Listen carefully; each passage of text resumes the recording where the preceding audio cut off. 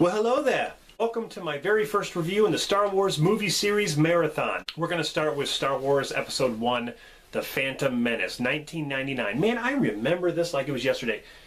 The lineup for this movie was incredible because Star Wars was back. The Phantom Menace opens at midnight. Place in the Star Wars lineup. People started lining up over a month ago. All right, get out your lightsabers. You just may have noticed that Star Wars, the latest episode, opens nationally at midnight tonight. The hype surrounding this movie has been overwhelming. Now the question is, will it deliver? They're about to open the doors here in just a few minutes, and people are revved Some up. 2.2 million Americans from New York to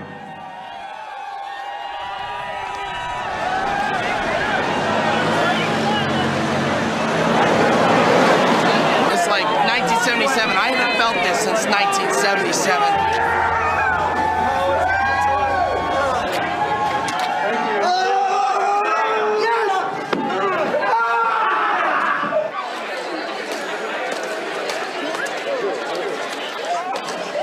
Episode 2, man. Episode 2, guys. Episode 2.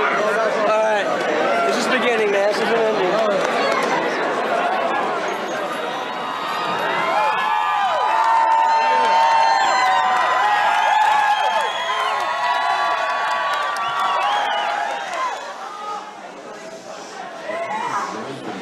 This is fucking awesome. Yeah!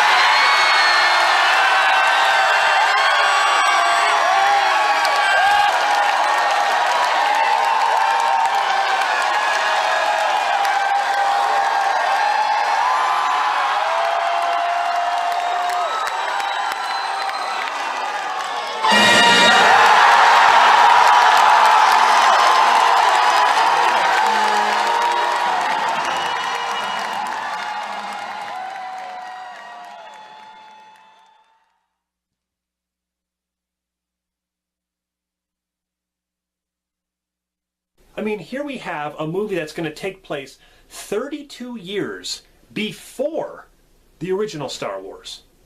Let that sink in a little bit. 32 years before then. There's so much that has happened before that time. All the ideas that they had. George Lucas coming back to do this. And I was hyped, man. The toys, the action figures, the Lego sets. Merchandise was everywhere. T-shirts, cereal. It was Star Wars. That's what it was about. And, oh man, I was just so hyped. It was on the news. When people lined up to see the movie, it was on the news. God, it was everywhere. Such an exciting time to be alive. Let me tell you something about Star Wars. That is an event. That is something to go to the theater at midnight to stand in line to see. At that time, they used to do that. Now the shows are like way earlier. But that is something to stand in line for. That is what you call a movie event, okay? And it's sort of a tradition in a lot of sense.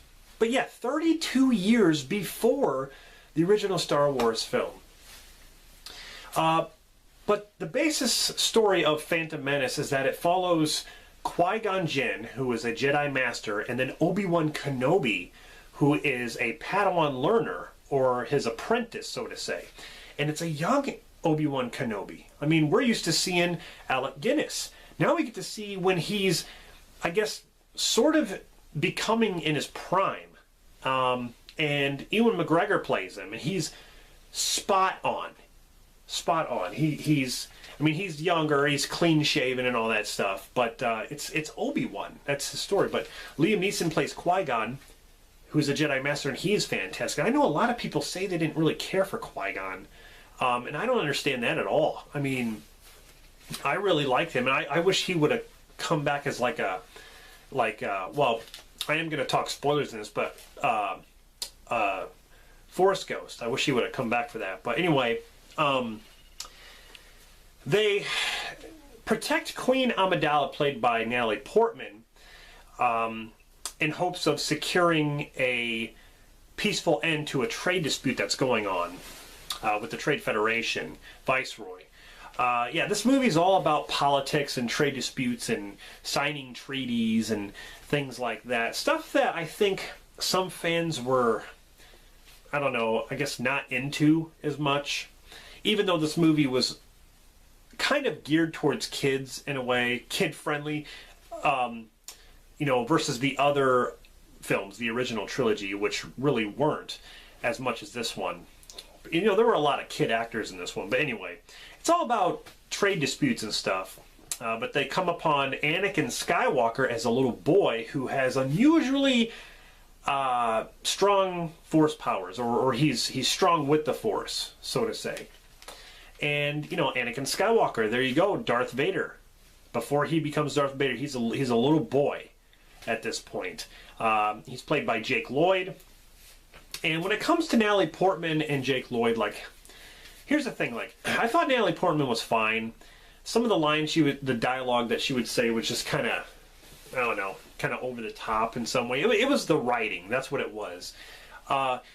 Jake Lloyd, I'm not a fan of him, but I don't blame him for trying. He tried in this movie, and I know a lot of people gave him hell, but I really can't blame him fully because it was, again, the writing. Some of the stuff he had to say.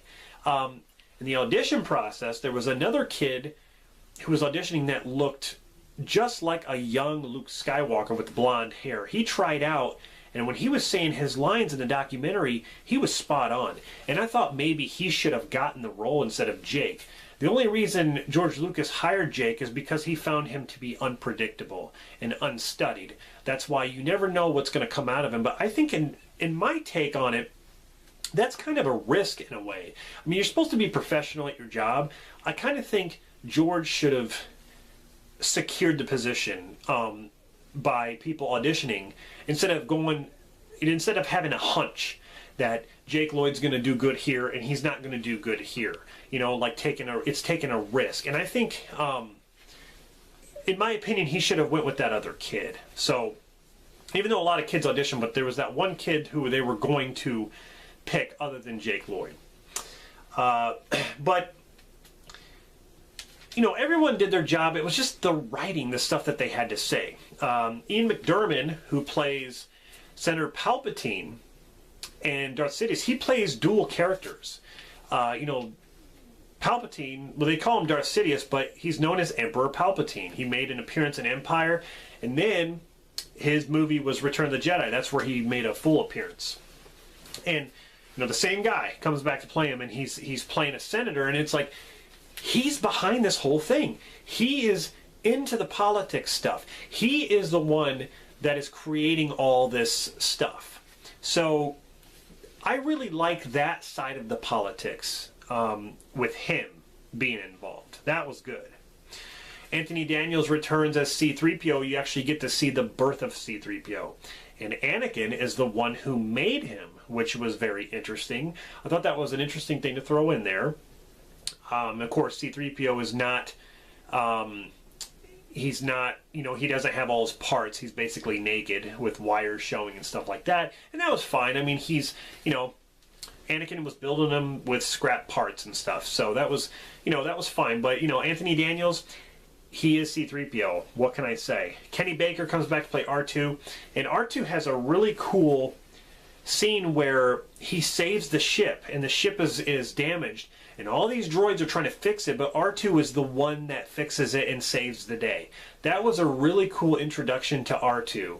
Because I was wondering how they were going to do that. Because, R2, it's not like R2-D2 is not a main character. He's been there since the beginning. Okay? So Frank Oz returns as Yoda, and you can't have Yoda without Frank Oz, okay? He is Yoda. And it's a younger Yoda, and they went with a puppet, just like they did in Empire and Return of the Jedi. Of course, he doesn't look like he did there because he's younger. But I thought he looked more like a Muppet, and I didn't like it. They fixed that by making him a full CG character in the Blu-ray box set, and I thought that was a necessary fix because now he looks like he does in the other prequel movies. It's stupid to have him look like a puppet, and then in the other prequel movies he looks CG. It doesn't make sense. So I'm glad George fixed that because it's in continuity with the other ones. I just thought it looked stupid. But I do agree that a lot of times having something physical on screen is easier to know that it's there, other than something that's completely CGI and you know it's not there because it's computerized. And it's easier for the actors to act when there's something there too. And I get that. But in this case, I just thought it looked stupid. Samuel L. Jackson is Mace Windu, who is part of the Jedi Council. He's a Jedi Master. And you know, he has a purple lightsaber. He really doesn't do much in this movie, but he's there, and I thought it was a nice addition.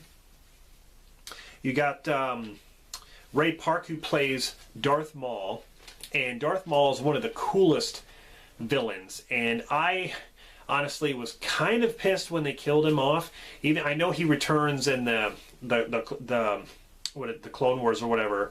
You know, he returns, but he was also in Solo. But the thing is, I thought they should have had him at least be the bad guy up until the third movie, Revenge of the Sith. I thought maybe they should have, or even Attack of the Clones, maybe he should have, you know, bit the dust in that movie. Because I prefer Darth Maul over Count Dooku. I think Darth Maul is a lot more interesting. But yeah, he was cool either way, though. He didn't really have much to do other than track down the Jedi and then fight him at the end. And I love his dual-bladed saber, which we haven't seen before. Keira Knightley is actually a handmaiden who plays the decoy to Queen Amidala in this movie. And I didn't know that when it first came out. Like, I didn't know that Keira Knightley was in it. Ahmed Best plays Jar Jar Binks, and he does a good Jar Jar. But I wasn't a fan of Jar Jar. I actually am not a fan of the Gungans. I'm not jumping on the Gungan hate train. I just don't really care for the characters. I prefer the Ewoks over the Gungans. For one thing, the Ewoks were actual, people dressed up. The Gungans just looked way too fake for me, and I felt like the Gungans had no purpose. I mean, it was almost like Lucas was redoing the Ewoks because they were using stuff to throw at the droids, just like the Ewoks did, and they were using. They weren't using like blasters. They were just basically using like tribal kind of stuff, like stuff that they could use from their planet or whatever. But whatever. The Gungans are the Gungans. It is what it is. Now, so you got a good cast. The cast is really, really good. I just think sometimes it's the situations they're in and the writing, I think, was just kind of off at times. But the music makes up for it. John Williams is the man. He knows how to do the Star Wars stuff. Star Wars is probably, the original trilogy has some of the best themes known to music, to movie history. When it comes to like vinyl and CD and just movie soundtracks, Star Wars is one of the most well known, and John Williams does that. But he did Duel of the Fates, which is awesome. I mean, it was an awesome theme to this movie, and it was something new and fresh, and it just really gets you hyped when the battles are going on. It had a budget of $50 million, according to George Lucas in the documentary. But then it was like, it went up to 115. But in the documentary, you can clearly hear him say that he's got $50 million to play around with.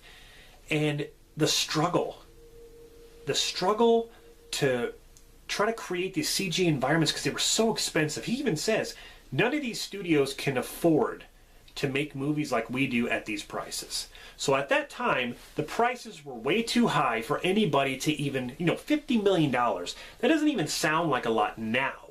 But at that time, people weren't able to make movies like that. That's why, a lot of the stuff that George Lucas wanted to do with these movies, he wanted to make them grander. He wanted to make them big in scale, but he couldn't because of budget reasons. And that's why I understand why he wants to go back and fix things and how technology has changed so much. And that's what it did here. Technology has changed where he wants to mix models with CG environments. They were shooting at the palace. In the background, they wanted to make CG environments. The grassland battle with the Gungans and the droids, completely CGI. Everything was CGI there. The pod races, they actually built pod models that were smaller, but the environment that the pod is going in, you know, that's completely CGI environments. And in the documentary, you can see that it's like $6 million or $16 million or something to fly a pod, and to create those environments was like 14 to $16 million just to create environments. It's crazy. CG, I mean, that's one thing that people, you know, kind of have a complaint about, is the whole CG thing. At least he tried to mix. He tried to mix it up with CG and practical, which I can appreciate. A lot of people says that the CGI doesn't really hold up today. I noticed there are a couple of scenes that don't, you know, they kind of look like older CGI that doesn't hold up well. But I think it's fine. Like the grass planet battles where you can kind of see it a little bit, but I still think it holds up pretty good. It made over $1 billion, and it was the highest grossing film in 1999. But yeah, the story's about a trade dispute, and you know, the Jedi are trying to protect, or they're trying to protect the Queen, but they get into trouble. You know, they go to Tatooine to get new parts for the ship. They run into Anakin. Anakin wins parts for their ship because they can't afford them in a pod race, which is probably the best part of the movie. There's an extended cut of the pod race, and Jake Lloyd was great in that. He was great. I have no complaints about that. There's just some things with Jake Lloyd I didn't like. All in all, he did his job, and I do not blame the kid. He was a kid. That was it. He was a kid. You know, when he gets in the ship and he destroys the droid control center in space. That was reminiscent of when Luke blows up the Death Star. That's what George wanted. He wanted every stanza to rhyme. You know, his father as a kid blows up that droid headquarters, and then Luke blows up the Death Star. It was the same thing. So that was kind of cool. Kind of a throwback to that. But there's a lot of things going on in this movie. A lot of things with the Gungans, and then, you know, the droids and the Viceroy and Darth Sidious and Darth Maul, and then the Jedi. There's so many things. Even the third act of the movie, you got the duel. You got the spaceship battles. You got Padme trying to get to the Viceroy. You got the Gungans fighting the droids. All this stuff is going on at one time. So it was crazy. And then, you know, Anakin and Padme meet for the first time, and he falls in love, basically. He has a crush on her and stuff, but, you know, it doesn't seem like she feels the same way. But, you know, they're young, and that was kind of cool. You know, that's Luke and Leia's mom and dad, pretty much, and you get to see the whole origin of that. So at least this movie has characters that still stick with the Skywalker arc, and you get to see where it all started, and I really, really like that. I remember very fondly. I was in school. I was in high school. I remember when the movie came out on VHS. I was sick from school, and my mom actually went out to Walmart and got the movie for me and brought it home to cheer me up. And I remember I was sick, but I was like eating chicken soup and watching that movie over and over and over again because I was so excited. It was. I wasn't the type of guy who walked out of the theater after watching Phantom Menace and being like, well, that wasn't Star Wars to me. That sucked. I loved it. I think I watched it so much that I kind of got burnt out on it, and I went on like a hiatus for a while. And I didn't, you know, then I just didn't want to revisit it because I was just like, I don't know if I want to watch Phantom Menace, because I watched it too much. But let me tell you, I revisited it like not too long ago because for reviewing the movies here, and I love it. I love Phantom Menace more than I love Force Awakens and that crappy film Last Jedi. Yes, I said it. I hate The Last Jedi. When we get to that, I will explain why. I'm not on the hate train. I'm not doing it just because I want views. I hate The Last Jedi. And all my points will be proven in my review. So, Star Wars Episode 1, The Phantom Menace, I think gets unnecessary hate. And I really love the movie. I know a lot of people consider it the weakest. It's either Phantom Menace or Attack of the Clones that they consider the weakest of the entire series. Now that The Last Jedi has come out, I think that's changed.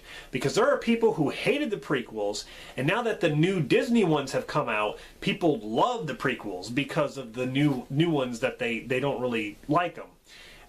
It's just funny how people act. It's funny how people change their minds because of that stuff. Like, I've always kept, you know, my mind has never really changed on that kind of stuff. I never really said that I hated Phantom Menace. I never said that. So, but great cast, great battles, great action scenes. It looks great. It feels like Star Wars. I love the lightsaber sounds and the way, you know, the sabers, they do their force powers, like when they're like, it's a standoff and they run like the Flash. They can deflect, you know, lasers back at the droids and things like that. It's just, oh my God, fast saber battles. That's just great choreography, great stuff. Compared to the older ones, like, yeah, this one, it's top notch. And I just got so invested with the story. But, you know, the gripes, I just wish we would have seen more Darth Maul. I wanted to see more Darth Maul. I even wanted to see more Qui-Gon. I got so invested in Qui-Gon, I just wanted to see more of him. But it is what it is. I didn't really care for the Gungans, like I said. Ahmed Best did his best. He did his best, you know, playing Jar Jar. I just think the Gungans really had no reasoning to be there other than to fight the droids. That's it. Jar Jar really he just kept getting in the way. It kind of, you know, it was kind of irritating, but whatever. Anyway, guys, that's my review. Let me know what you think down in the comments, and I'll see you guys for episode 2, Attack of the Clones.